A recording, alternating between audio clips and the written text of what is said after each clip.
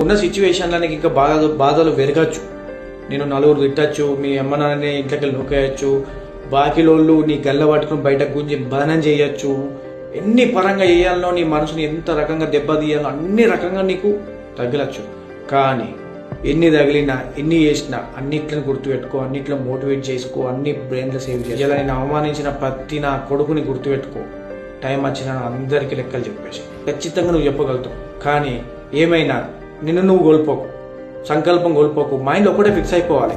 నిన్ను చూసి ఇలా నలుగురు ముందర తిట్లు తిన్నోడు ఇలా 10 మందిని పెంచుతున్నట్టు ఉండాలి నీ బ్రెయిన్.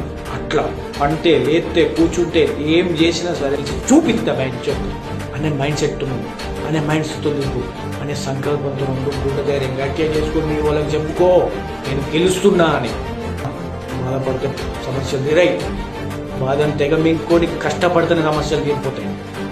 అర్థమైందా?